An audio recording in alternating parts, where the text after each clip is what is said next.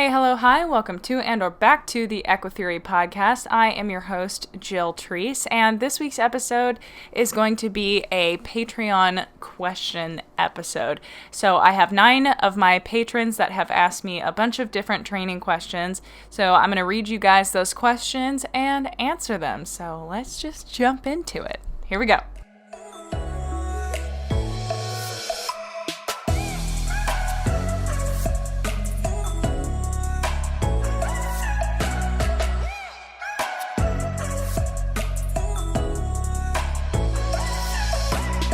Alrighty guys, before we get into it, I gotta do my little Patreon ad.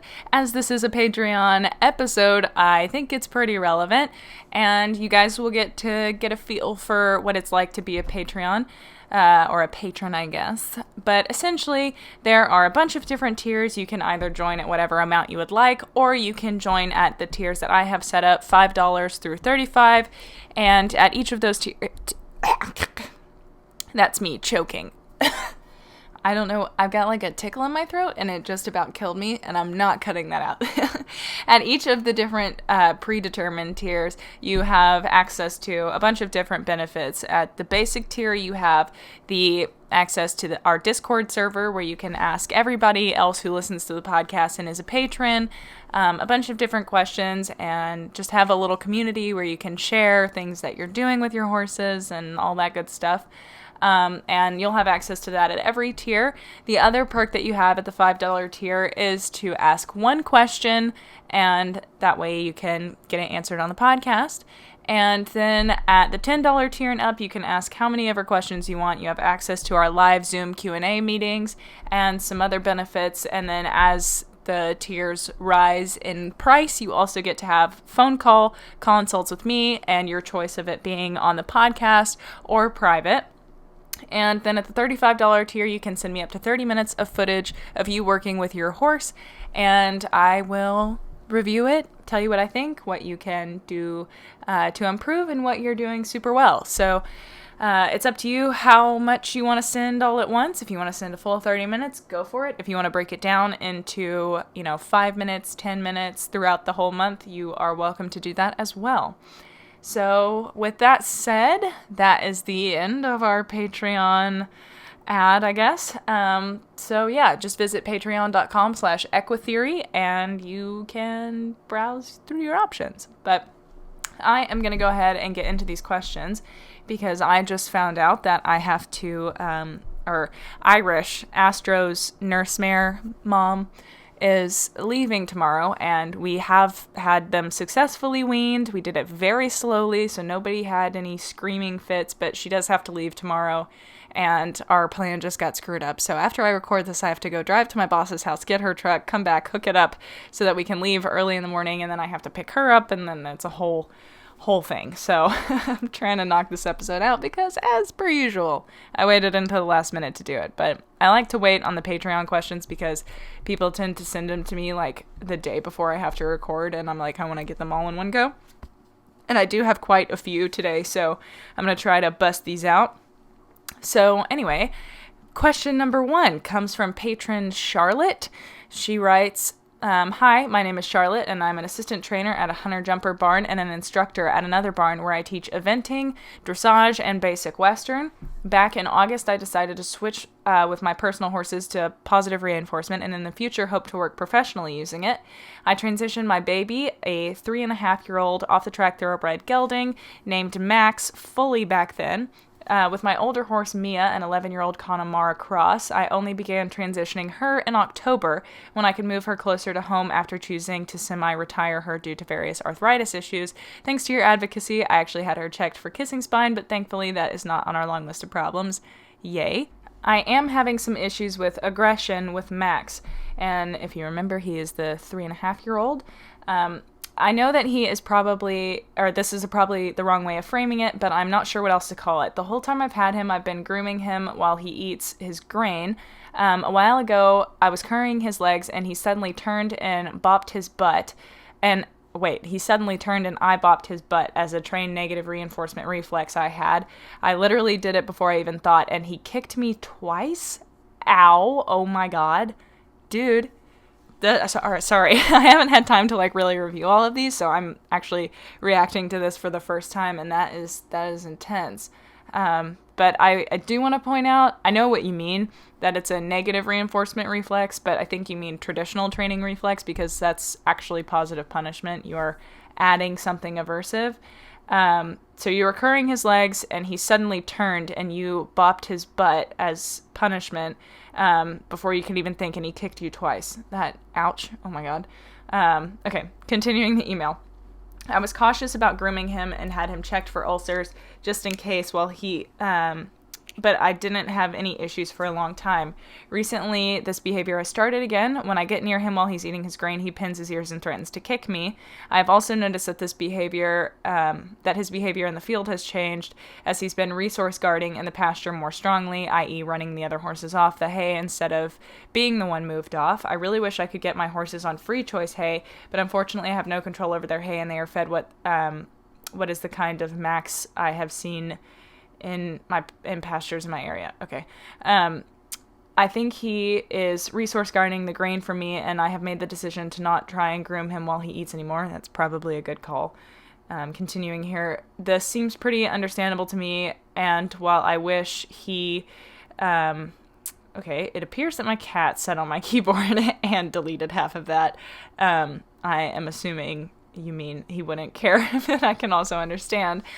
However, I have 2 days ago, oh my God, I can't read. I'm so sorry, guys. However, about 2 days ago, this behavior seemed to translate into the arena. I went near him while he was eating, and he tried to kick me. I wasn't going to groom, just walking to grab something. After he was finished eating, I groomed him, and he seemed totally fine. Then I took him to the arena and worked at liberty on targeting cones. He seemed a bit distracted overall, but pretty good.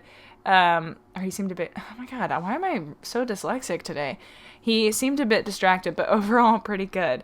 Then I noticed that he was pinning his ears, and he swung his butt at me like he was going to kick me. I walked away, and he chased me. Well, I want to know what happened before he pinned his ears, but okay. I walked away, and he chased me. I felt in danger of being kicked, so I hopped out of the arena. I went back about 10 minutes later and worked on the same targeting, but this time in a halter, and he was perfect. I'm not sure what happened, but I hate feeling like I'm in danger around my own personal horse. What can be done when signals of aggressive behaviors are seen in terms of +R? I don't know what to do other than just walk away, but what mainly I feel is that I'm not enjoying working with him as much as my other horse, because always in the back of my mind is I'm afraid of being kicked. Okay, so that is the end of the email.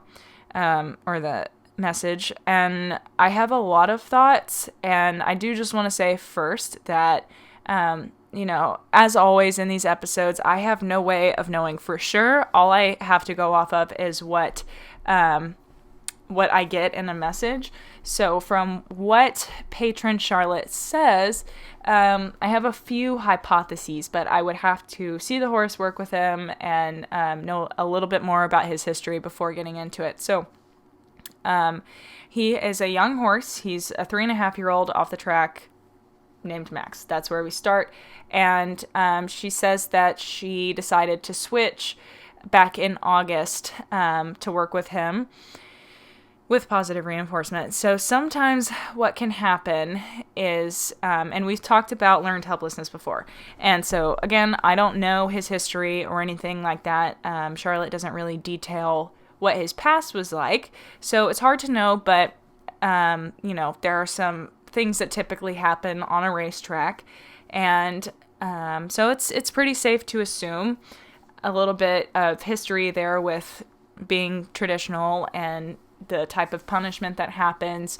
For young horses, there are often chains and, grooms that work with a bunch of different horses all on the same day, so they don't really have time to do the actual training and not necessarily the knowledge. So it's often just kind of brute force, and everybody's different. But anyway, for the sake of answering this question, it's highly likely that he was kind of we'll say, put in his place at the track. And then you got him and everything was great until you offered him an option.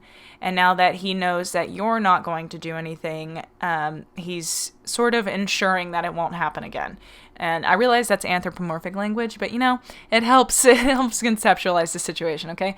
So what can happen is when a horse is put into learned helplessness, it can happen from, anytime they pin their ears and say they get punished for it by being bopped in the nose or shanked or backed up or whatever. That is punishment. That is telling the horse that behavior is not okay. That behavior will earn you this consequence. Don't do it again. And, that's why, and I've wanted to do an episode on this about why punishment is so dangerous, because when you tell a horse not to pin their ears, not to nip at you, not to, pull their nostrils back or swish their tail at you or what have you, any of the things that people don't like horses to do, when you tell horses you're not allowed to do that anymore, you run a huge risk of creating a very, very unpredictable and dangerous animal, because now all of a sudden you have completely exhausted your warning signals. This horse has no way of communicating to you now that something is making them uncomfortable, something hurts, they don't like this, and that they are, if you keep pushing, they're going to go over threshold. So this happened with Mac, which is odd because this one is a young off the track named Max, and I had a young off the track named Mac. And when I got him home from the track, he was brilliant and he was so quiet and chill in his pasture. And then when I actually started working with him, and I never used any punishment with him, I was always very kind to him, the heathen sort of came out, because he understood that I, anytime he would give me an inch by pinning his ears or giving any subtle signals, I wasn't punishing him for it.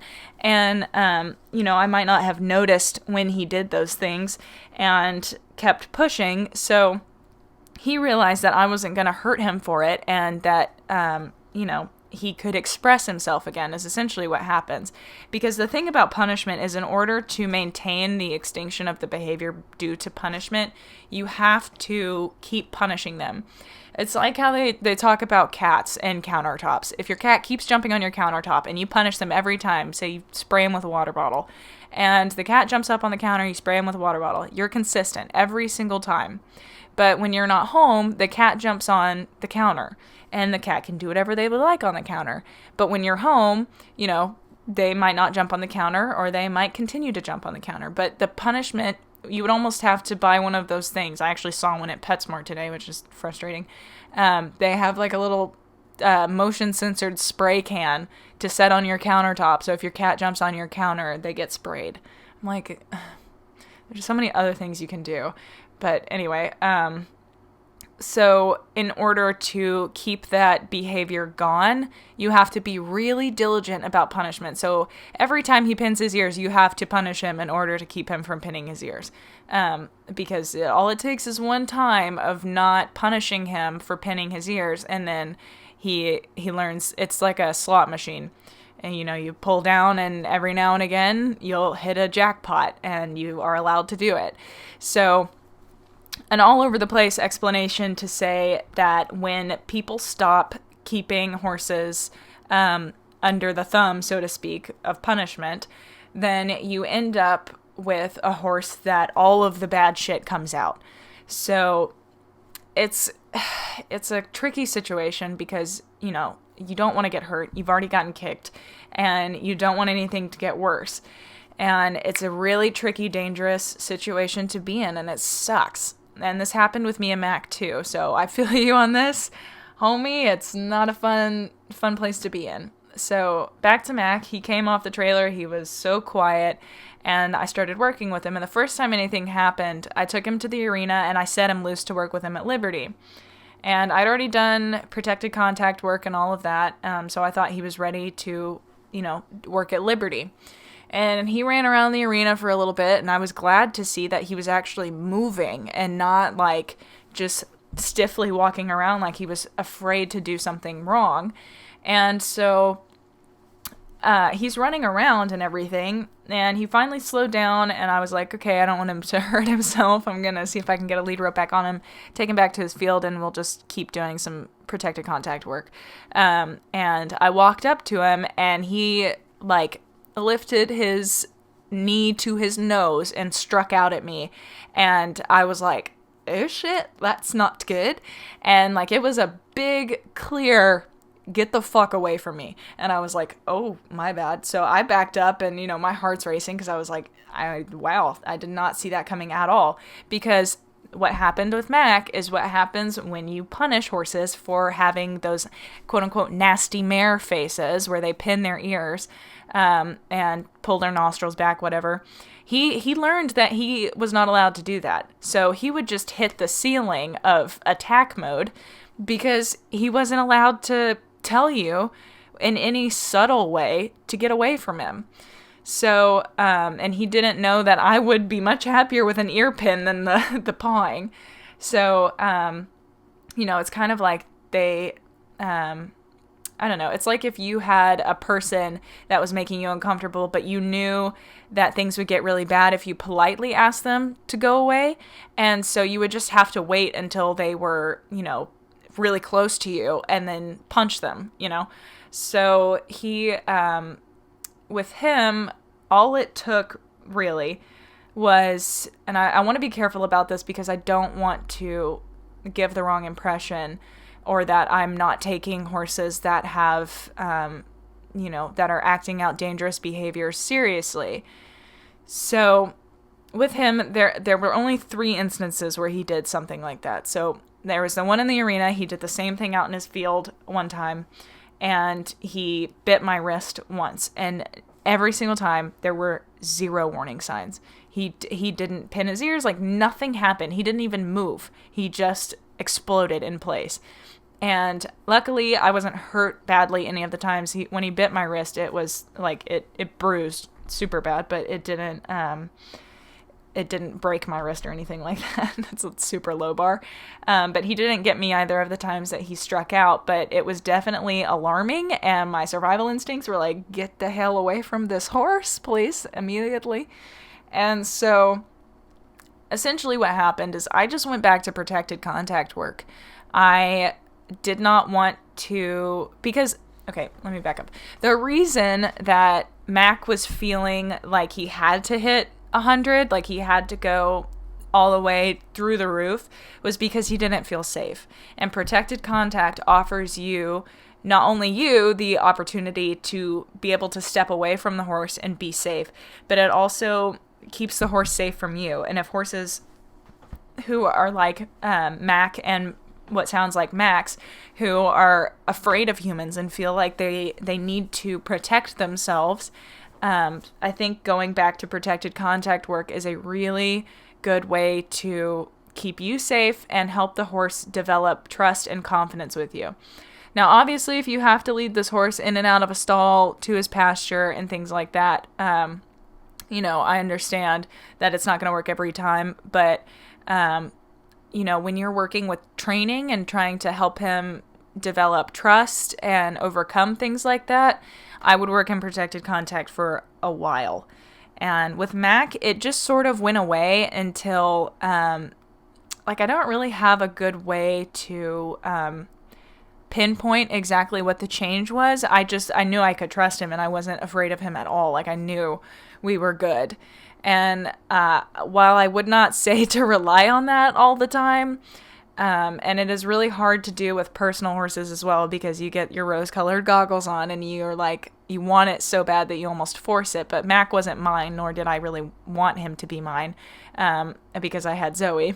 And I just learned I'm not really a gelding person, apparently. But I loved that horse, and I was just like, okay, I'm going to wait until, you know, there hasn't been an incident for a while, and he's more confident and he's comfortable, blah, blah, blah. So what I would say with this horse, Max, is to go back to protected contact. I would not, for a while, do anything with him while he's eating if he's feeling threatened about it. You know, I think you need to build trust in a circumstance where he doesn't feel like he's got something he needs to protect. So only like for the first month or so, I would really only do anything with him when he doesn't have dinner, or breakfast. Like it sounds like he's really sensitive about it. So I would just leave that as a thing, like his thing for right now, because I wouldn't work with building a bond and building trust until, or in that situation, because you're almost overcomplicating it and potentially making it worse. So, it sounds like this has been a situation where this horse has been, told that everybody is just going to walk all over him and he's just going to have to deal with it. And now that you're not doing that, he's like, okay, well, now I'm going to set some boundaries and you're not allowed to be near me with my food. You're going to take it from me. And it's also possible that that happened. Some people believe that, if horses kick out or whatever, that taking their food away is the best answer. So it's possible that that happened in his past. So I would just leave when he's eating his dinner and breakfast that's just his thing for now. I would really focus on working on building a relationship and a communication system with him using things like start cues. You can teach, or start buttons. I would teach him how to essentially consent to a training session.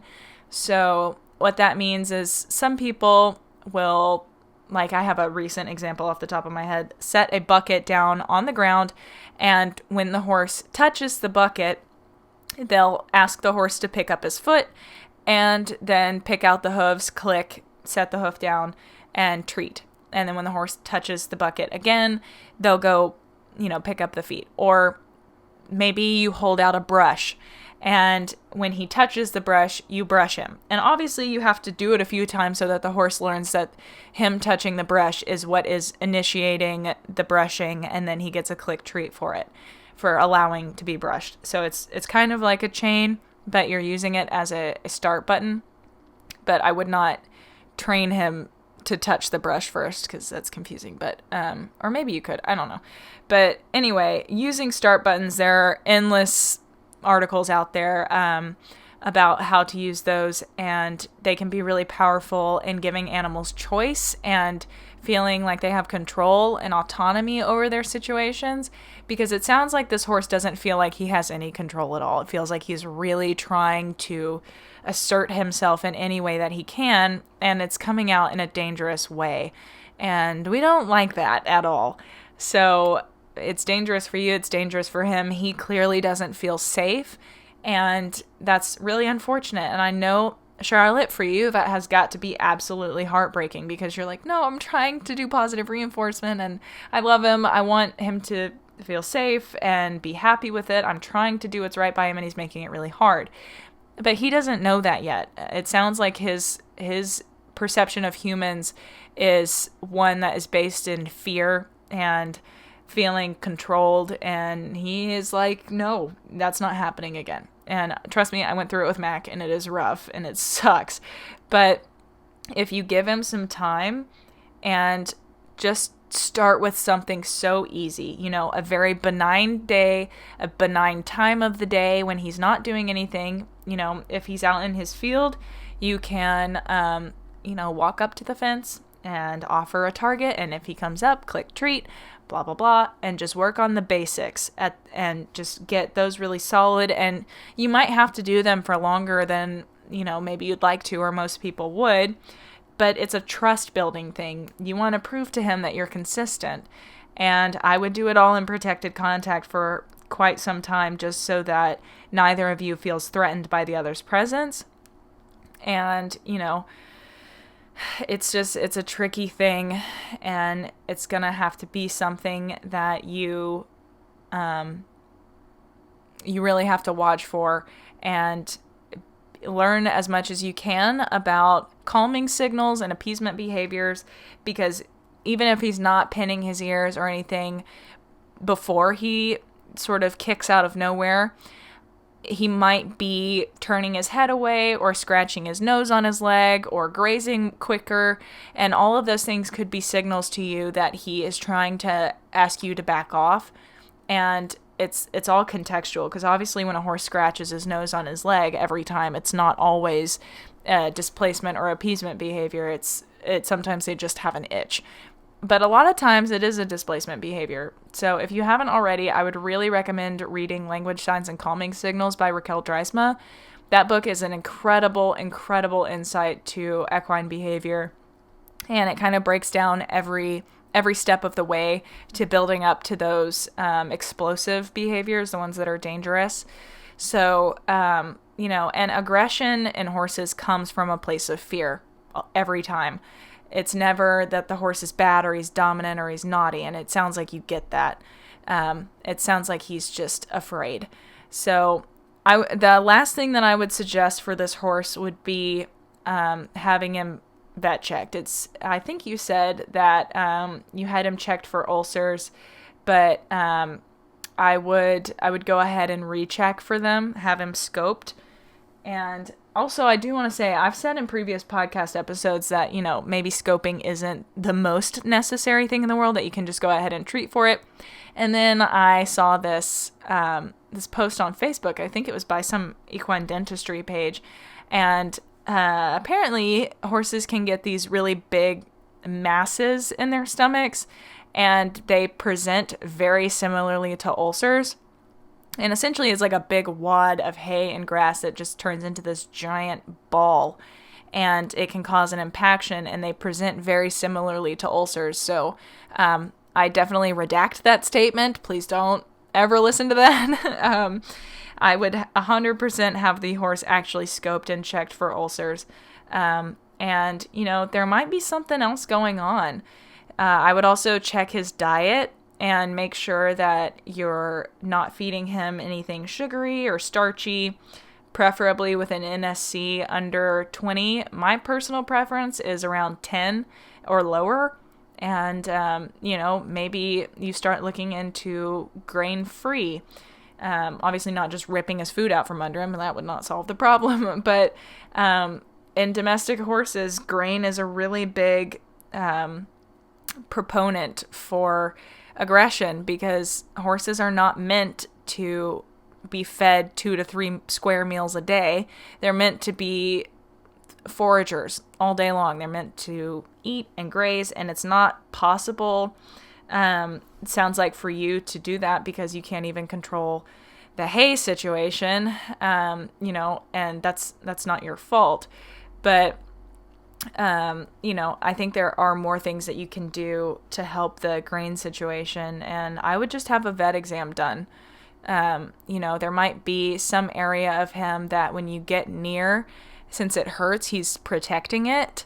That could be one potential area, or he could have ulcers or something like that. But I tend to lean toward the learned helplessness awakening, I guess. Things tend to get worse before they get better, and I think a lot of people get deterred from positive reinforcement because they run into issues like this, where the horse starts getting really, really bad, and then you're like, oh my god, this doesn't work at all. I'm trying to be nice to him, and he's not working. Clearly, you do have to use punishment, and you have to, control the horse, or they're gonna rise up against you. But what's happening is that they're essentially rebelling against everything that's happened to them before, and they've learned you're not going to hurt them anymore, and now they're like, okay, well, you're not ever going to do it again, that's for damn sure. And then if you don't push through that and really develop and strengthen that trust, they don't ever get past it. Unfortunately, the only way out is through, and if you go back and start hitting him and telling him no, you run the risk of getting hurt later on down the road, and creating a horse that's just going to be stuck in learned helplessness. So, and learned helplessness only takes a couple of minutes, to create, I guess, put into effect. It doesn't take long sometimes. It depends on the horse and the situation, but it can happen really fast. And so, especially being at the track, there's a likely possibility that that's what happened. And now you're just seeing him come out of that. I tend to look at it as a good sign that these horses are learning that I'm not going to hurt them anymore. And now they're sort of rebelling. And now you're like, okay, well, at least we're on the right track, because now they are at least feeling comfortable enough and safe enough to actually express themselves. And now it's just a matter of proving that through reinforcement history and developing a trusting relationship that you're not going to do anything that's going to hurt them. And I know that sounds like a woo-woo thing to say, but it's not. If you have a reinforcement history with a human that has, like, I don't know, take a relationship with a friend. And this friend, every time you're around them, they tell you how horrible you are, how ugly you are, you're not allowed to do this, you're not allowed to do that, blah, blah, blah. They make you feel like trash every time you're around them, but you can't get away from them. And then eventually you, move states and you develop a new friendship. And then, you're expecting that same energy to come from that person. And then when it doesn't, you start doing it because you're like, well, now I have the control and I'm not ever letting anybody do that to me again. And then you accidentally start repeating the cycle because that's what you know, that's what you're comfortable with. And if they're not going to do it, you better. Otherwise, it's going to be you that's under the thumb again. And I realize this is an anthropomorphic example, but it is based in reinforcement history and attachment theory. So continuing on our metaphor here, then if you realize that person is staying true and they're being compassionate and understanding, they're being respectful of you, and when you blow up, they take off the pressure and they're like, okay, I get it. I hear you. I won't do it anymore. And we're just going to relax. We're going to chill. And I can offer you something else that we can do. Then eventually that aggression is going to just die out because there's no need for it. You've developed trust. You understand what the relationship is now. And also they make you feel good when you're around them. And that engaging the care and the seeking and the play systems just cancel out the fear and rage systems. So that might be another thing to look into. The Animal Emotions course that I just finished up, it's with Carolina Westland. You can find it on my website under the Equine Education Online Courses tab. Yes, I burped. And it's called Animal Emotions, and she just wrapped up this module, and I'm assuming there's going to be another one in the spring. So I hear you, dude. It is a rough situation to be in, and I don't know that my answer was one that you wanted, but you're definitely, you're normal for feeling a little bit afraid, and like you don't want to work with this horse because now he's become that friend that nobody wants to be around. But I really think if you push through and you look at him through a compassionate lens, like this horse has been through it, and now he is just protecting himself and he's afraid. But if I can prove to him, and it might take a while, it might not be next week, it might be, 4 months from now. But if I really put in the time and take it slow and prove to him that I'm never going to hurt him, I'm going to allow him choice, I'm going to allow him the autonomy to tell me whether he would like to do this or not, then you're going to have a horse that is with you for life and that trusts you for real, for real. So, yeah, I know it's a rough place to be in, and I feel for you, but it sounds like you're reading the situation and you're not just writing him off as an asshole and decided that this doesn't work. So mad props to you for looking for a solution outside the norm. And I wish you the best of luck. Let's get into the next question. All right, so question number 2 comes from patron Rachel. She writes, I am a Western trainer and mostly work in colt starting and problem horses. I followed you when you didn't do positive reinforcement, so you were kind of the reason that made me change my training techniques, so thank you for that. You are welcome. Anyway, so a little backstory. I started a mare for the rescue I work at the end of the year. She was always a very sensitive being, and she seemed to hold a lot of anxiety in instead of spooking, if that makes sense.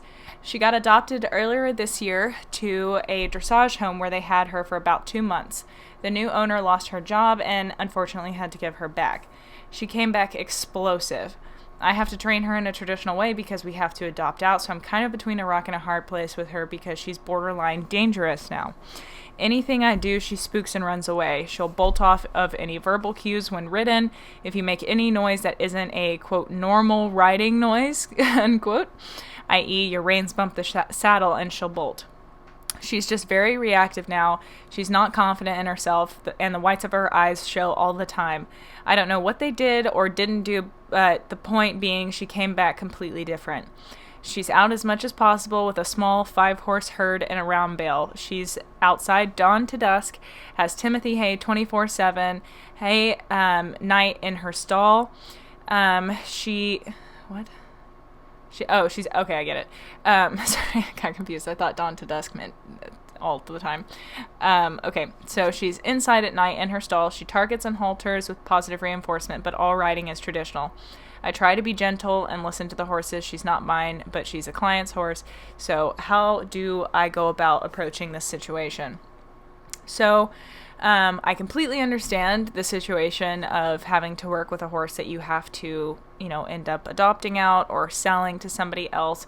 So you can't, train everything strictly positive reinforcement, but I do think you have some wiggle room. So it's great that you've got the targeting and haltering with positive reinforcement, but I do think you have more options available to you that could really help, strengthen her confidence in you. It's unfortunate, but it does happen. We had a similar situation, and it's unfortunate when horses, you think that they've got the perfect home and they end up coming back and then everything's wrong.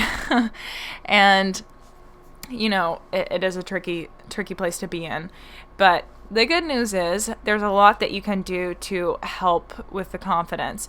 So a lot of things to consider are, is she comfortable walking away from her herd, or is she wanting to go back the whole time? Is she anxious about being in the cross ties? Is she anxious about, getting tacked up? All of those things you can do with positive reinforcement, and they really help create positive associations on a physiological basis, but also a psychological basis where they make positive associations with all of the things that you need them to do. So another thing is the verbal cues. You can train those cues at liberty on the ground with positive reinforcement and use them in the saddle as well. And, you can sort of transfer them, and then you can transfer them to where they become negative reinforcement cues, just like you would do sort of a counter conditioning situation with negative reinforcement to positive reinforcement. We don't always recommend doing that, but for Zoe, I did it with walk on and trot. They're now positive reinforcement cues from working in the field with her at liberty. And so what I would do is, I just went to Tractor Supply the other day and bought, I think, 7 plastic T-posts. They were all $1.50 each. And so I bought them, and I got a rope to go around the top of it so I can make a little makeshift reverse round pin. So that'll help with the young horses that I work with and teaching them vocal cues and associating, like a trot or walk on or canter cue, and do targeting that way. And that way I'm safe and I don't have to worry about anybody kicking out or anything like that when the time comes. So that's something you can do and train the vocal cues that way. And that way they're not coming from a place of if I don't go ahead and trot when this lady says trot, then I'm going to be dealing with a whip coming after me. And as for the rest of it, just the whole time when you're riding that she's not comfortable, something you could try if it's in an area where you could do it is you could try working on things like that in her field with her herd where she's comfortable and she doesn't have to be on high alert, because some horses, when they're by themselves, it's really stressful. Some horses don't care whatsoever at all, and they're totally fine on their own. But at baseline, they are herd animals, and they do feel more comfortable being with other horses because there are other people that can look out for them, so to speak, and they can feed off of the herd's energy. So if you can find a safe way to do it, and like I said, I have a little bit of a temporary reverse round pen setup. You could even use that to fence off an area in your field where you could get on her, but you wouldn't have to worry about anybody else coming near. But you could still be out with the other horses so that she wouldn't, feel threatened or uncomfortable. Because I think I forgot how much footage of rope. I think it's 100 feet, but it is so I can make a really big round pen. Or if I did a straight line, it could be even longer. So it could be 100 foot of straight line to fence off a section of a field. So, assuming nobody would like to go through it, then I think you'd be pretty set. And that way you could just sort of eliminate one element of it, because if she is having some separation anxiety, you'll have to deal with that first. I recently did Fair Horsemanship's website course. She has a course on separation anxiety. It's a 58-minute video, I believe, and I went through it and took notes, and she really walks you through every single phase of it, and I found that video extremely helpful. So if you are dealing with a horse that has separation anxiety, I highly recommend checking out that. You can just look up her on Instagram or Facebook and go to her website, and you'll find it under the courses. I think it's about $20 just to, have access to all that information all in one place. I would have paid for it if I hadn't already, taken it. It was really, really helpful. So, just anything you can do to reduce her anxiety and create positive, confident associations. And I know that there's a pressure to adopt out and, get her rehomed as soon as possible. But I really think slowing down is the quickest way to go faster. If you skip a bunch of steps and you rush them, you really risk creating a horse that has a lot of confidence issues. This could be a similar situation to the horse in the previous message, Charlotte's Max. You said she seemed to hold a lot of anxiety in instead of spooking, but then when she left and she came back, now she's actually spooking. It could be that she is, kind of coming out of her shell and feeling a little bit more okay and expressing how she's feeling instead of awaiting some level of punishment for it. It's a possibility. I don't know that that's happening, but it could be. So anything you can do to make her feel confident and comfortable. Again, the Language, Signs, and Calming Signals book is a phenomenal resource to use, because I think when you don't understand head turning or displacement or appeasement behaviors, then you keep pushing past the point where you're waiting for the horse to explode. But if you can notice all of those things that happened, 15 minutes ago, then you have a really good sense of what's going to come if you don't take it back a step now and ensure her confidence and then proceed. Because I think what happens a lot of times is we kind of blow past those things and they're like, oh, she's just looking at something, or she just had an itch on her leg, and you keep going, and then all of a sudden you get the, hypervigilance or the ear pinning or what have you, and then you get a bolt or a kick. So if you can back it up to that point where you're recognizing those things and addressing them in the moment, taking a step back, ensuring the confidence, and then proceeding, then you'll go way faster, and then you'll have a horse that has no holes in the training. So I think that there's a lot you can do with positive reinforcement and still make her a horse that will be able to be rehomed to somebody who's not. But, it does sound like you're working with some fear and potentially some trauma. So unfortunately, that is the way of most rescues. I feel like they come from situations that are less than ideal. So you do have to do a little bit of extra work, and it's great that you're using positive reinforcement for it. I really don't think there's a better way to train, especially with a horse that comes from a history of distrust and a sad life. So I think that's about what I've got on that one. And, well, actually, you talk about, like, any noise that isn't a normal riding noise. You can do a systematic desensitization procedure that's not flooding. A lot of people say desensitizing work, and what they mean is scaring the shit out of the horse until it stops responding or goes into learned helplessness. And then they're like, see, he doesn't care anymore. And I'm like, no, that's not what just happened. Science disagrees with you. So, like, I just saw a video on Facebook of these people that are anticipating New Year's, and all of their neighbors always do a lot of fireworks. So they trained these horses to step on or, bite balloons. And so it would pop, and the horses would get reinforced for doing it. So they enjoyed hearing the loud sounds. They created a positive association with the loud sounds. When it popped, were they jumping? Yes, but they were actively seeking it out, doing it on their own at liberty, and instantly like, yay, okay, I did it. Where's my snack?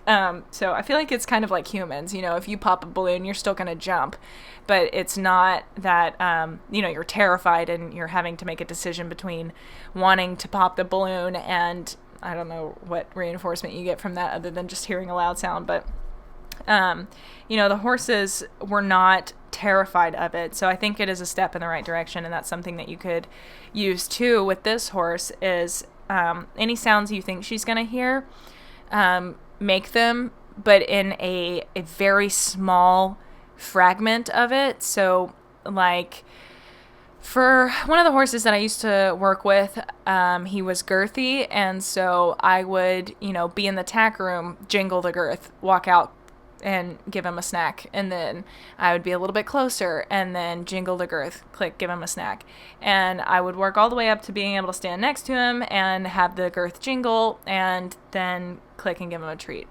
So I'm not saying like flip-flop your reins over her neck and withers and make him smack and whatnot, but you can do small little pieces of those sounds that she'll hear and then work up to the louder sounds.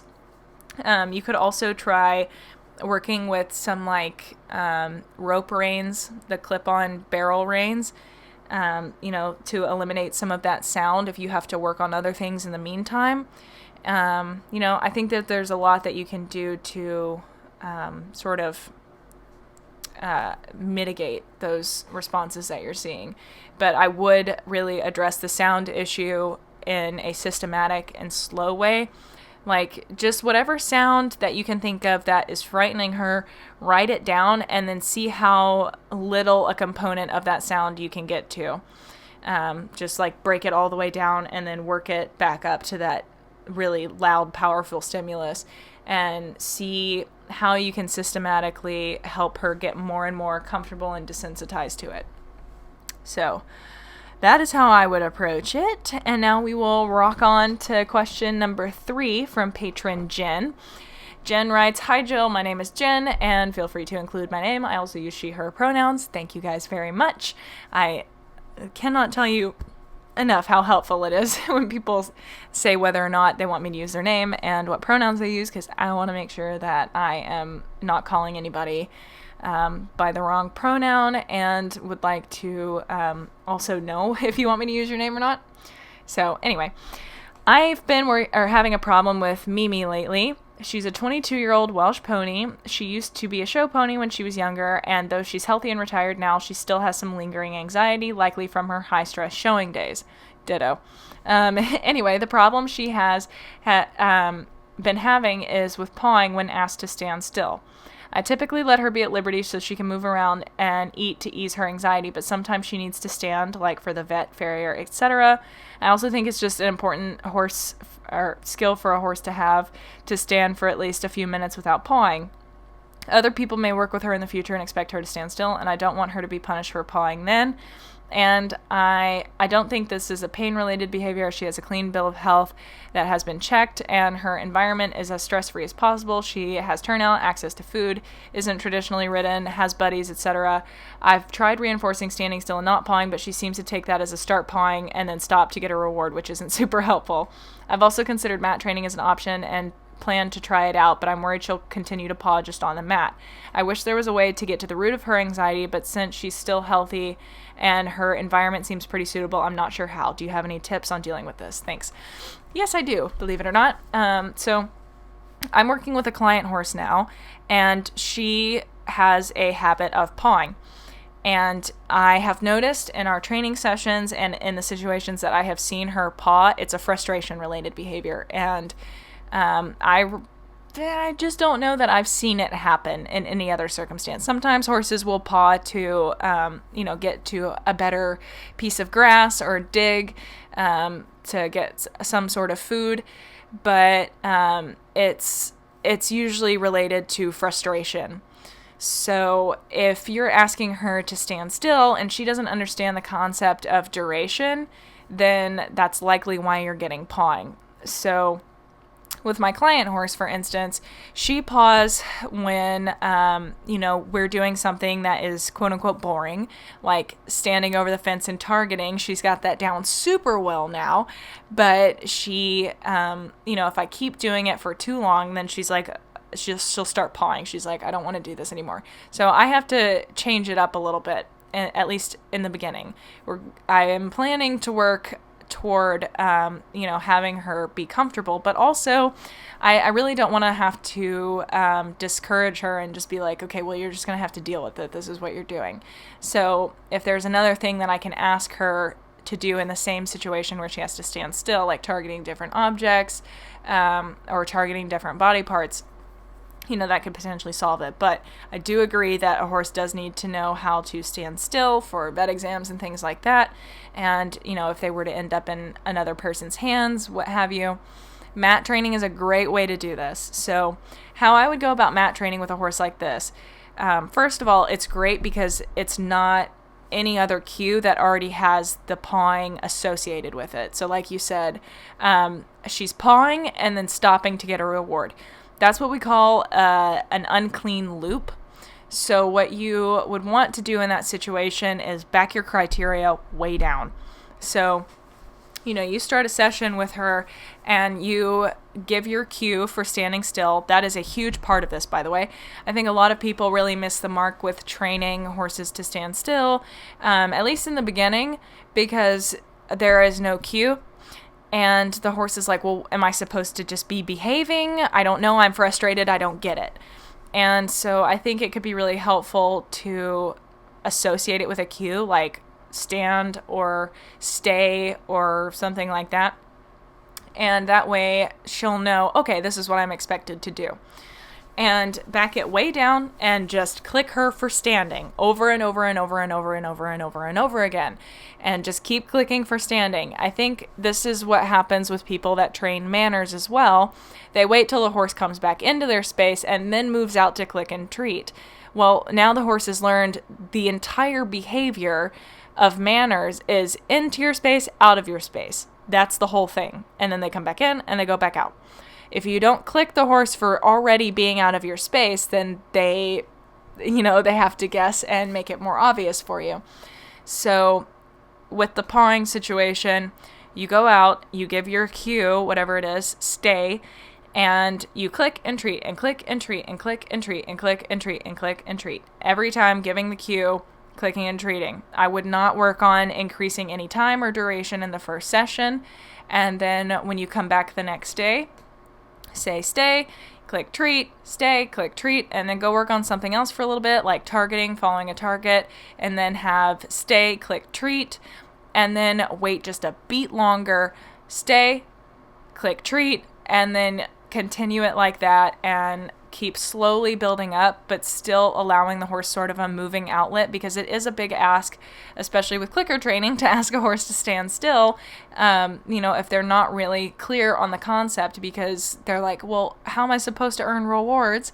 Because duration is a difficult thing to train in the beginning. So I would have her stay, click, treat, stay, click, treat, stay, click, treat, and then start increasing your time gradually. And then the next day, stay, click, treat, stay, click, treat, stay, good, click, treat. And that's where you would start introducing the keep going signal. If you haven't already used it anywhere else, you might introduce it with something else, like following a target.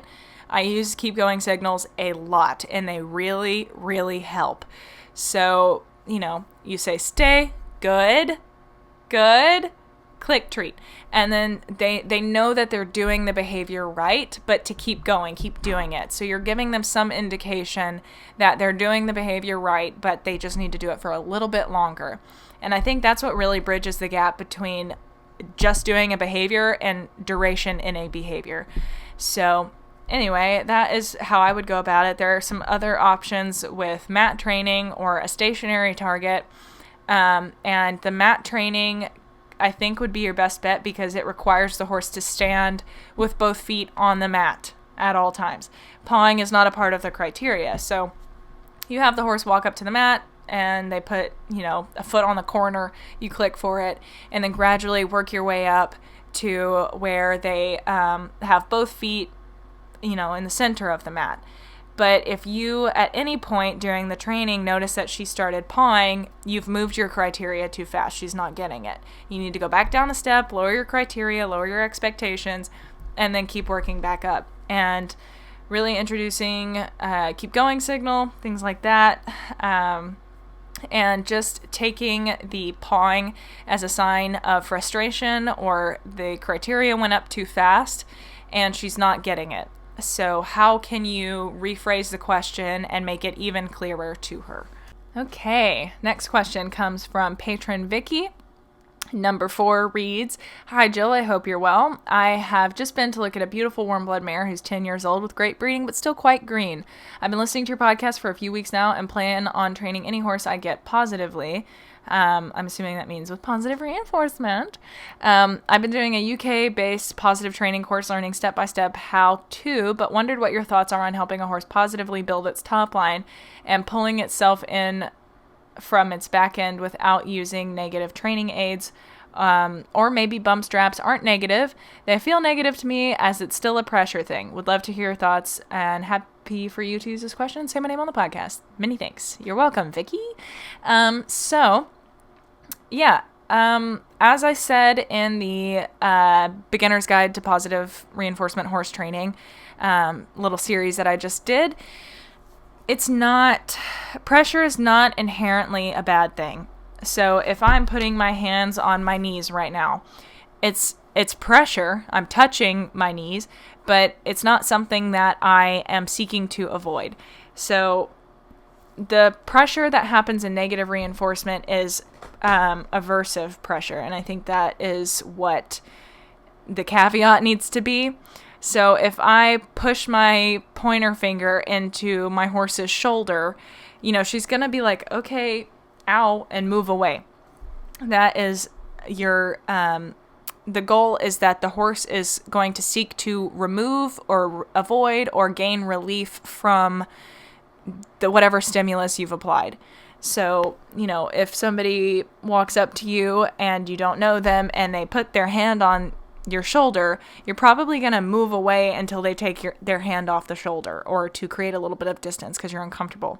So it's the same sort of situation.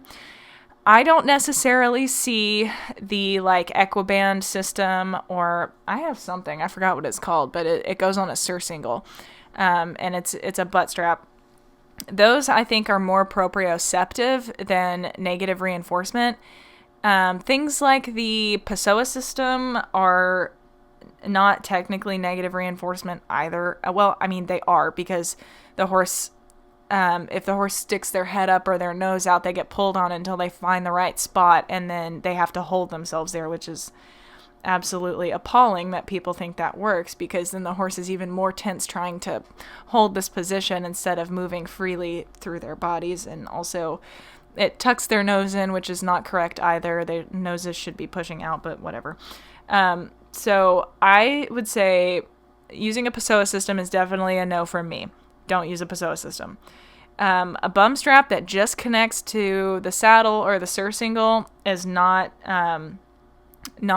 negatively reinforcing to me. I mean, I guess technically it could be, because if it's really tight and applying pressure that they have to like scoot to keep it from applying pressure, then yes.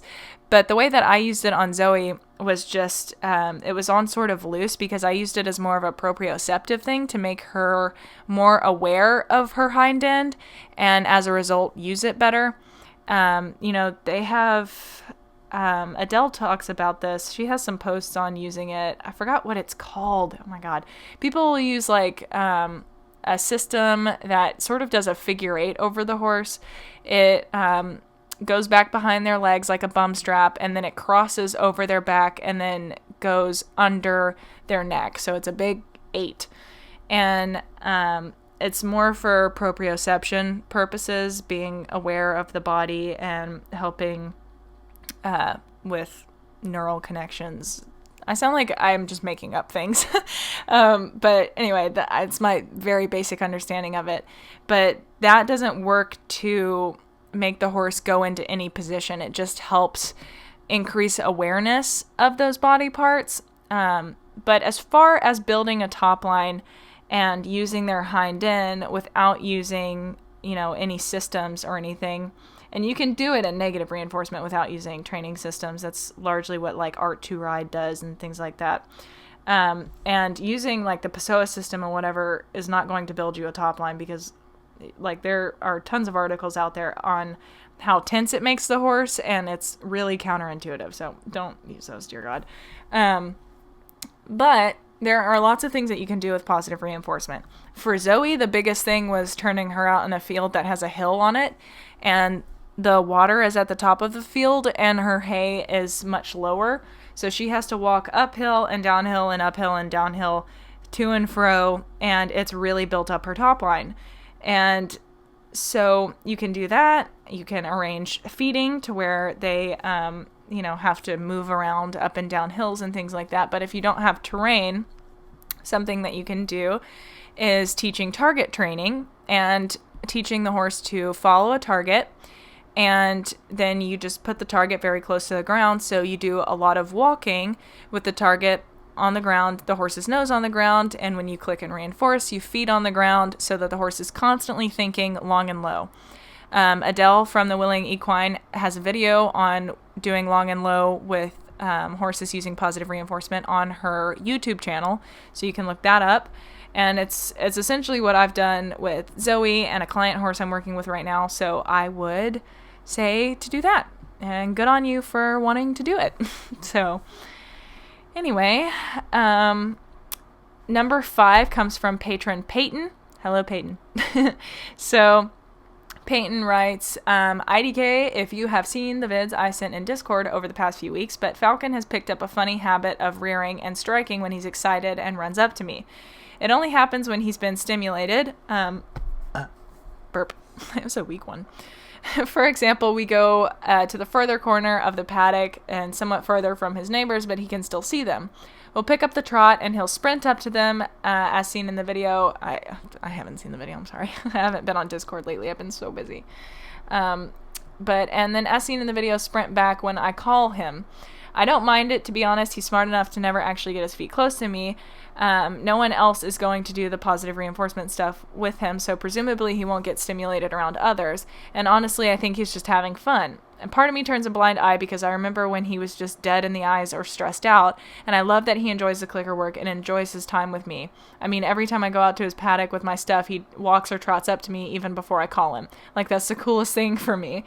So my actual question, is he truly having fun, or could he be frustrated with the environment and training going on? I've sent a few videos on Discord, but please don't watch them if this would technically fall under video analysis and require higher tier. Thank you, Peyton, for being so considerate. Honestly, it wasn't intentional not to see the video. I haven't looked at it, but I'll look at it after this, because it's on Discord. But yes, technically it is under the higher tier. So if you would like to have me do some video analysis, you can join that one, but that's okay. I'm holding you to this one. I genuinely don't want you sacrificing your professional boundaries for my sake. I appreciate that so much. You're so sweet. I love Peyton. Genuinely, guys, like, I think the best part about doing the Discord server and the live Zoom meetings is having so many of you guys on it, because I know Peyton now, I feel like, and I enjoy it. I feel like I know so much about everybody, and it's great. So anyway, I only mention the vids because they're already sent and may provide some context. I wish I had seen it, but I feel like I can picture it in my noggin anyway. But last thing, no rush on the answer. It's nothing pressing and no one's in danger. LOL, knocking on wood right now. I don't want to get bonked in the head by a front hoof tomorrow. Thank you. So, yeah, I would say, because Zoe actually does this too, she doesn't really like bounce and strike, but there's a video on my YouTube, I forgot what it's called, but of her, like all the other horses started running and she kind of got caught up with them, and I whistled at her and she came running back to me and got very close to me. And I actually asked about it in some clicker group once upon a time, and everybody pretty much was like, just make sure you click before she gets to you, so that she'll stop, and then you finish the rest of the way and walk up to her and reinforce for that. So she knows to stop. And you can also, if you have a whoa cue, you could say whoa and, tell him to stop because you don't want him to run over to you, but that you love his enthusiasm and he is getting rewarded for it. So, yeah, I think that's pretty much what I would do. Because, I mean, horses, when they run and play, that is what they do. It doesn't seem like a frustration thing to me. Maybe being far away from his neighbors is a little bit anxiety inducing. It's possible, but that would really be up to you. And I know Peyton is a diligent learner. So, I'm pretty sure, I feel like you've read Dreisma's book. I don't know why that's so relevant in this episode, but if when you're walking away you notice he's doing a lot of displacement, appeasement, or calming signal behaviors, maybe it is a little bit uncomfortable for him to be farther away, and then you can just work on the distance increasing, systematic desensitization, and of the separation anxiety, if that is what you think it is. But other than that, I would just work on making sure that it's safe, and that when he's, running back to you, you're not going to get hurt, because that would be very bad and not good. And I want you to continue existing without a hoof print on your face. So, yeah, I would just say make sure that you get the communication a little tighter, that when he does come back, it's a good thing, but he needs to not run all the way up to you, because you're not a horse, and bumper cars horse to human doesn't work as well as horse to horse. So I think that's about my answer on that one. So question number 6 is a little bit shorter. Patron Grace asks, how do you go about rewarding mouthy or otherwise nosy horses during training sessions and keeping them out of your pockets when you're just hanging out with them? All of my horses know head away, but I don't want to reward every time they're leaving me alone and not trying to eat my jacket. So I got you a little bit.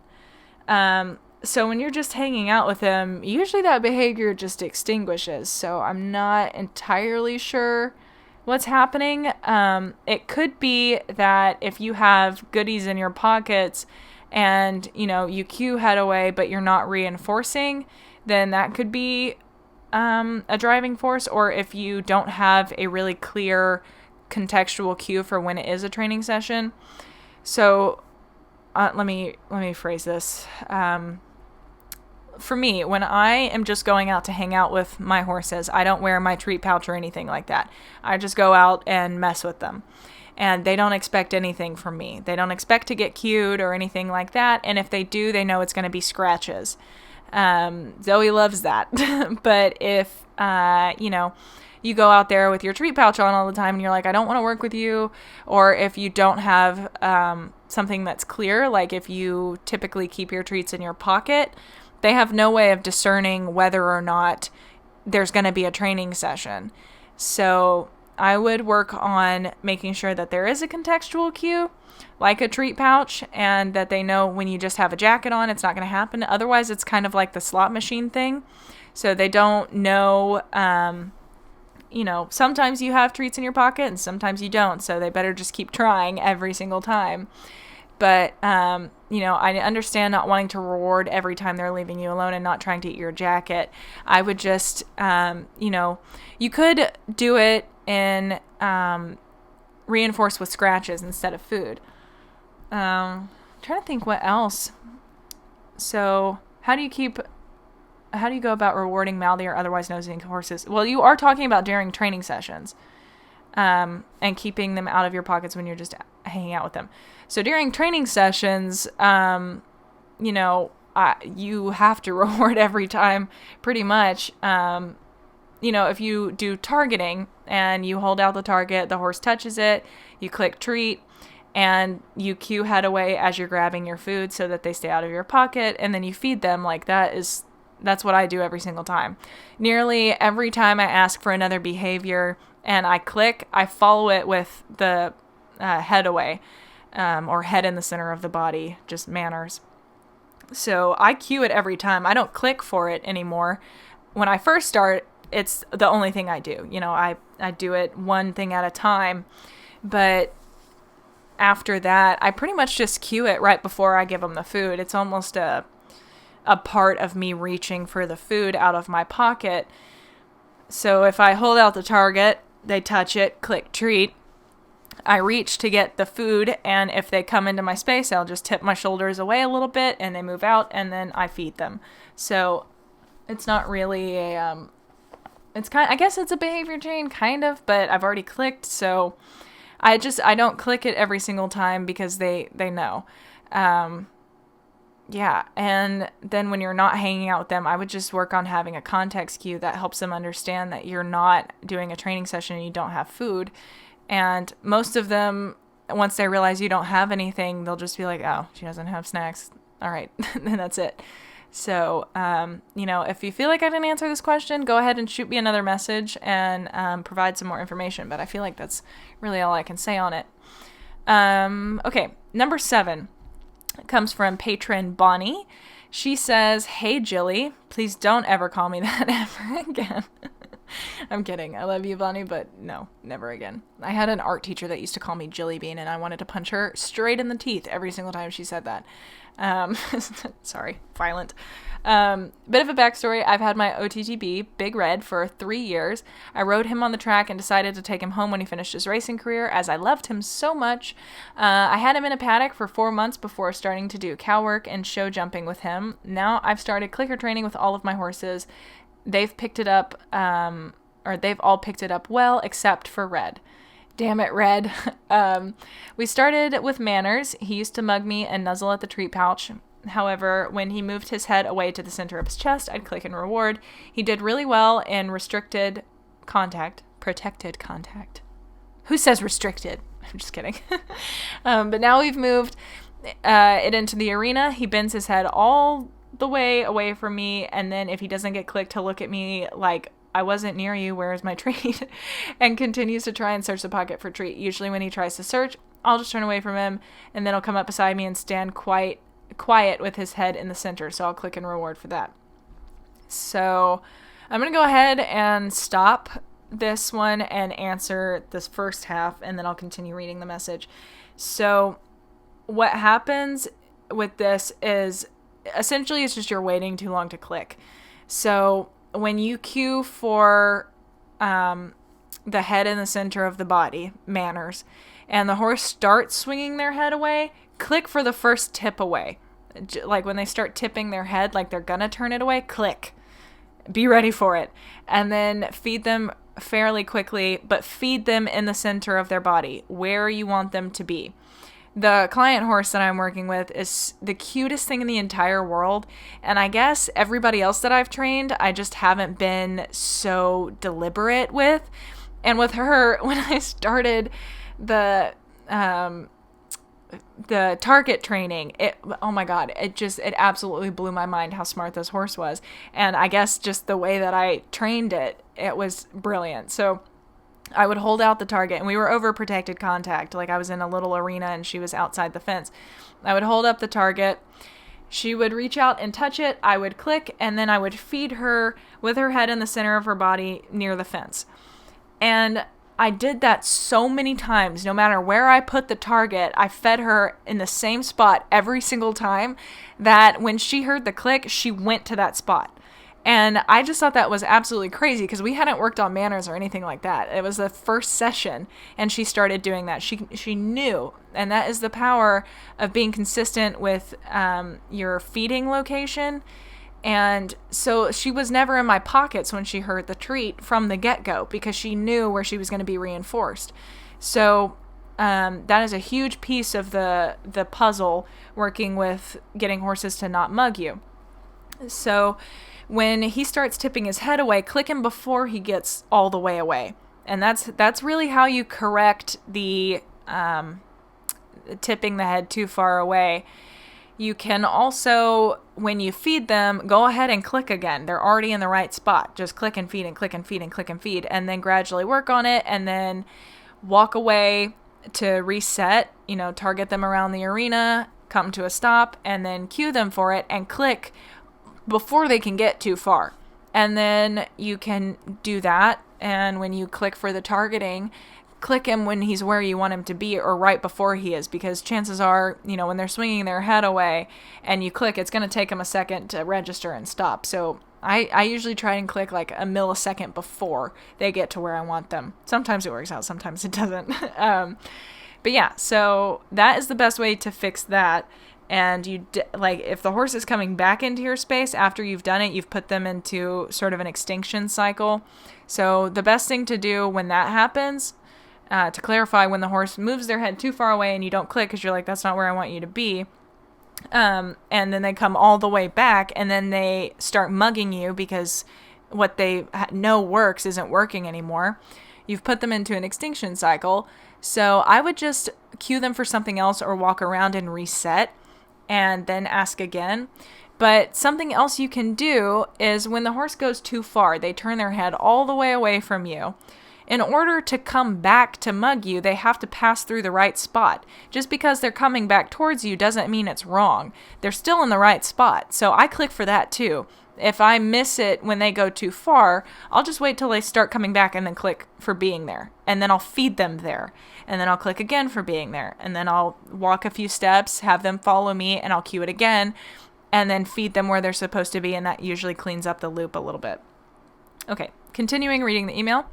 Then I'll try and change my position again and stand in front of him, but he still thinks he has to get his head right out of my space, so he'll continue to turn his head either left and right and then spring back to the middle again to look for a treat, even though I hadn't clicked. Well, click him for springing back to the middle. That's what I would say, because he has to pass through the right spot. So just because he's not deliberately going to that spot doesn't mean that spot is still wrong. You have to work up to the criteria of him going deliberately to the spot. Think about the way that you train it in the first place. You train him to turn his head away, but you start by clicking for a subtle movement away. So you have to lower your criteria to just being in the spot to begin with. And then you can work up to that's where he goes when you cue him for manners. Okay, continuing reading. I'm not sure if I should click him when he springs back to the middle. There you go. Because I know he's springing back to find treats on me. Should I reinforce that thought he has if I'm trying to get him to realize his head in the middle is fine? Yeah, so I think it's just a matter of increasing your rate of reinforcement and lowering your criteria because you're expecting him to stay there and wait and not reach out. But if you click him before he reaches out to touch you, then he's done the right thing. So, yeah, also having where your treat bag is can be really helpful because if you have your treats in the center of your body, when you're standing directly in front of him, you're asking for him to reach. And, I would only do that with a horse that's very clicker savvy and knows to keep their hand out of the cookie jar. So anyway, continuing the email. If I continue to not click, he'll just get frustrated and start searching. Yeah, it's extinction. My question is, what is the best way to counteract this? Should I just go back to close contact? You're coming up with all sorts of names for that. I've never heard anybody call it anything other than protected contact, but they both make sense. And start teaching manners again. I really want to get the manners down pat first, obviously. Good call. If I try to teach him anything else with clicker, he doesn't and if he doesn't understand, he'll just fall back to turning his head back and forth, searching me for treats. Then if I don't give treats, he'll walk away looking for grass, which I understand. I think I'm doing it correctly, as my other horses picked up the manner straight away, and now they're starting to learn touch. But I thought I'd reach out and get advice from the all-holy one. Obviously you goose. Stop. I don't like that at all. Calling me so many weird names, Bonnie. Come on. I'm just kidding. It's not weird. Well, yeah, it is. Sorry, you're not getting away with that one. Before I went back to the basics with Red. Okay, that wasn't a quick question. No, it wasn't. But it was a good question because I think a lot of people struggle with this. But hopefully I answered it. It's essentially you're frustrating him, and it's not your fault. You're new to this, and a lot of other horses get it way easier and don't need you to be as picky, but horses like him tend to be the ones that are the best clicker trainers. They teach you to be spot on. And so yeah, I would just say lower your criteria, click him for being in the right spot. I would go back to protected contact to really refine this so you don't have to worry about him coming into your space at all. Because when you send horses into accidental frustration extinction cycles, it can get dangerous. So to prevent that, I would go back to protected contact, pick a side that you want to work in, stand beside him, say on his left side with his head on your right, and then if he's just standing there looking straight ahead, click him for it. It doesn't matter if his attention's on you, if it's deliberate, if it's an accident, if, a dog is running in the distance and he's looking at it. If his head is in the center of the body, click it. If his head is on a pendulum swinging back and forth and he passes through the right spot, click him for it and treat him there. And then keep clicking and treating when he's in the right spot.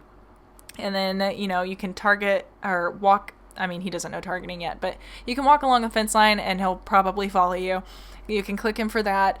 And then that would be your opportunity to cue the manners. And then when he gets in the right spot, reach out and feed him. And then you can start working on manners even more.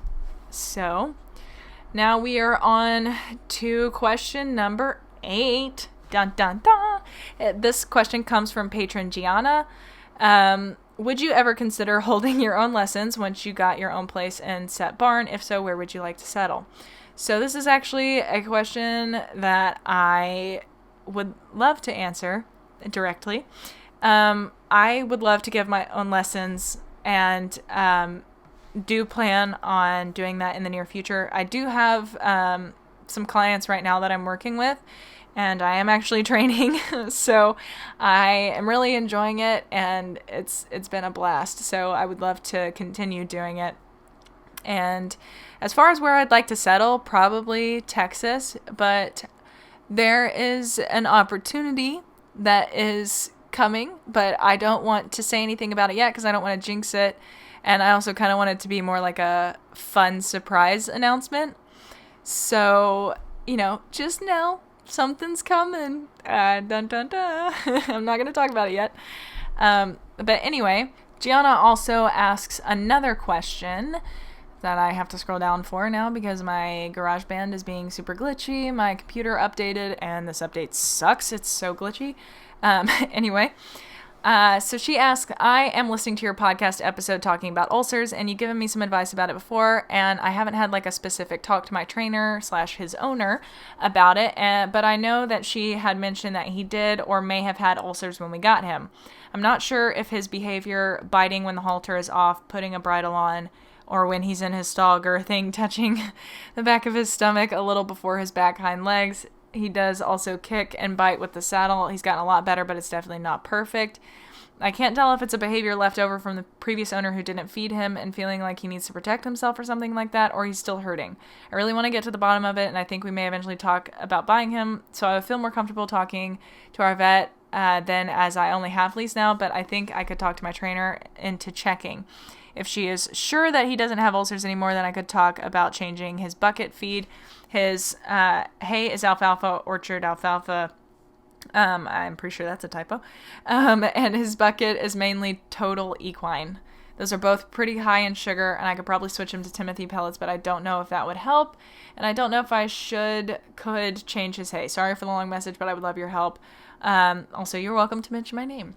Also forgot to mention, he is very food aggressive again. He's gotten better knowing he will get fed, but still gets nippy. I would definitely say this horse probably has ulcers.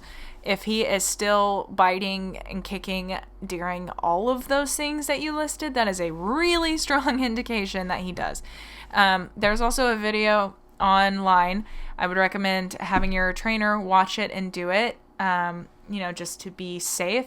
But it comes from DiPaolo Equine Concepts about how to palpate a horse for ulcers. You can find it on YouTube, very easy search. But that video will show you how to palpate for ulcers, but I would really recommend getting him scoped, as I mentioned earlier. Aggression is something that almost always lends itself to ulcers.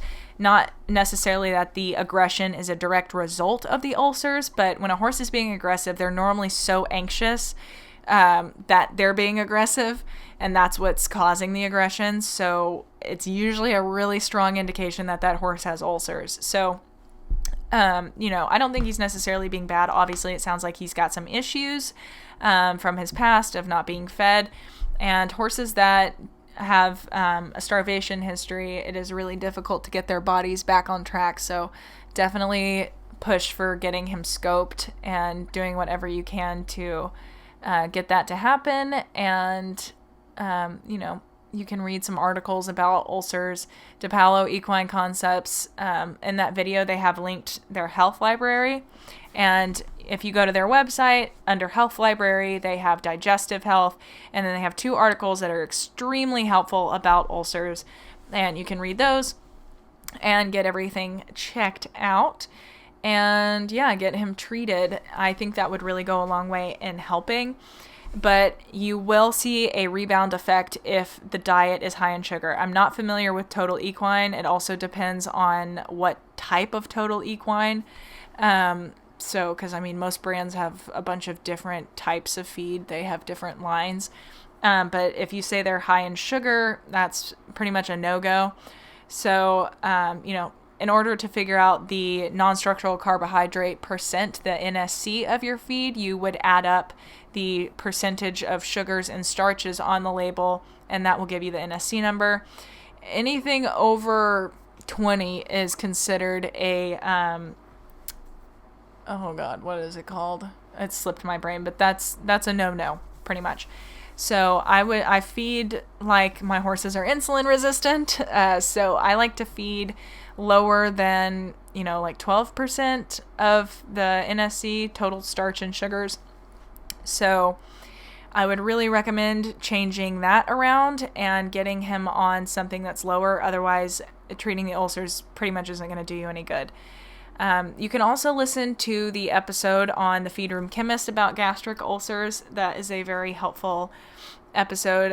It might actually be the one on omeprazole. There's a few episodes about ulcers. It's a hot topic. But they also, on Blue Bonnet Feeds, they have a blog post about it that you can read about as well. So, I would say that's probably that question. I really think that the best way to go is to get him scoped and checked. It definitely sounds to me like he does have them. Question number 9. Patron Karima says, I hope I'm pronouncing your name right. I feel like it has to be. I don't know how else I could pronounce it. Karima. I was wondering if there is a way for a person to be competitive, but also do it with positive reinforcement training, specifically in eventing and barrels. I'm only 16 and don't lease or own, so it's hard to try new things like positive reinforcement with a horse since they're not mine. So, me and Kane Meyer actually did a series on positive reinforcement riding, so you can go back and listen to that. But essentially the answer is yes, but it takes a long time to get there, and you might find that horses are individuals and all of them are not going to enjoy everything. So you might have to reroute or plan if you really want to dive into positive reinforcement, but I don't see any reason why you couldn't. The only thing is in eventing. Eventing almost seems easier to me to train than barrels, and it might just be because I'm personally biased and I was an eventer for quite some time. But you don't, like if you get the horse into a canter, especially at low levels, you're pretty much set.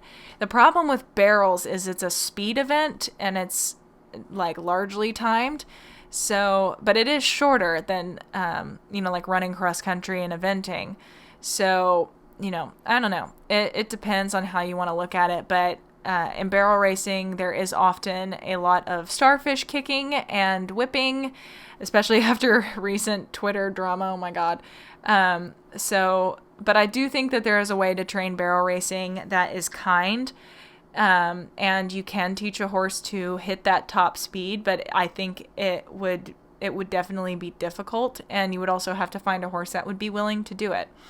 So, personally for me, I think the reason positive reinforcement works so well with me is that, as much as I miss competition and I really did love it, I don't miss kind of, I don't know, I guess seeing my horse as a vehicle to competition.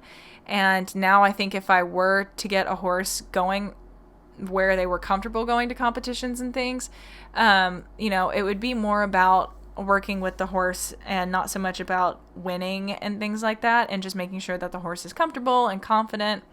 And I know that there are people out there that compete that do have those same considerations, but they still do use a level of control that might be more forceful, I guess. But anyway, yeah, I think it's absolutely possible. I think, it would take a while to get there. It's definitely, I guess more difficult than doing it the negative reinforcement way, because the traditional way you can just kind of push through. Like, honestly, you could take a green horse and go out and run barrels day one. But is it going to be done well? Probably not. But with positive reinforcement, usually you give the horse a choice. So it takes some more time, but I think that at the end of the day, whether you work with negative reinforcement or positive reinforcement, you can have a horse that is comfortable and happy and enjoys their job. And you can mix to some degree, but you have to be diligent about it. But really my answer to finish up that question is yes, but it depends. And I would say that since you don't own or lease your own horse, I would just really take your time and, keep doing what you're doing and riding, and do some research and learn more about it, so that when you do have the opportunity to have your own horse, you'll be raring to go and you'll have all the information that you could ever need to get started. So with that, guys, that wraps up these questions. I can't believe that this has only been an hour and a half. I really cracked through those questions, and I might actually make it to my boss's house to get the truck before it's absolutely freezing outside. It's supposed to be very cold tonight. And she was like, I'm going to go to bed at 9, and it's currently 8:40. So, might make it there before she goes to bed. But I think that is going to do it for this week's episode. And I hope that you guys enjoyed it. Be sure to join the Patreon fam if you would like to ask your questions and have them answered on the podcast or in the Discord server or over video. I also think that I wanted to say to, who is it? I think Bonnie, if you want to send me a video of you working with them to get a review, and it's less than 30 minutes, just shoot me a message and we can work something out. If you want that, if the podcast wasn't helpful enough, stuff like that is a little bit easier to do with a video, and that is one drawback of being at the lower tiers. But I also understand $35 a month is a little bit pricey, but at the same time, like, how much do you pay for traditional training twice a week for an entire month? That's, $50 to $60 to $70 twice a week, 4 times or 8 times a week, I guess, or 8 times a month. So that ends up quickly. So $35 for the month, a little bit cheaper. But anyway, I just wanted to say that is an option. If it's less than 30 minutes, we can work out a price that is lower. So with that, I think we can go ahead and wrap up this episode so I can get out of here. I am sorry that I waited so long to do it, but you know what? You're getting an episode and it's not late. That is what I am proud of, because it is the end of the year and I think I've only been late like twice this year, which is absolutely nuts. Every single Tuesday I've done an episode, and I just, I'm proud. I'm proud. And next year's going to get better. I'm planning on doing a lot for the podcast. The next episode is going to have a very special guest on, so be sure to tune in for that episode. I'm actually going to talk to her tomorrow, which is going to be Tuesday, the day that this comes up for you. So when you're hearing this episode, the day that it drops, I will be recording the episode with the guest for next week. And that episode, I think, is going to be really, really interesting. And I'm very excited to hear what this guest has to say. So I hope you guys are as stoked as I am about it. And then after that, the next episode is going to just kind of be the year-end conclusion, goals for the next year kind of episode. And I'm excited to sit down and kind of talk that out with you guys, I guess, and really get that cemented, because that's something I've been wanting to kind of delve into here on the podcast, but just haven't had an opportunity. And then honestly, the first week of January, I might take the week off just to kind of recoup before school starts back up. And I don't know, I haven't decided if that's set in stone yet or not, but we'll see. And, I haven't taken a break all year, so I feel like I need to take one, but I don't really want to, is the thing. But yeah, there's a lot that's happening next year, and I can't wait to share it with you guys, and hopefully I'll be able to talk about everything soon. But yeah, I think that's about it. We'll be starting a new season in the new year, and hopefully season 4 will go all the way through 2021 at least. And, I'm hoping to bring a new look, a website, and a bunch of different stuff for the podcast, and make it the highest quality that I can for you guys. So I'm really excited. The podcast is definitely my favorite thing that I do. So thank you guys so much for supporting and listening. If you would like to join the Patreon, you know where to find it, patreon.com/EquiTheory. If you would like to follow the podcast on Instagram and Facebook, I do often share some things on those platforms. Feel free to look us up at EquiTheory. If you have any questions about the podcast, feel free to email me at equitheory@gmail.com. If you would like to ask a question about your training and your horse, however, that is reserved for Patreon. I think that is going to go ahead and end this episode, guys. Well, I guess the other places you can find me are on YouTube at EquiTheory, and you can also find JETEquiTheory on Facebook, Instagram, YouTube, and Twitter.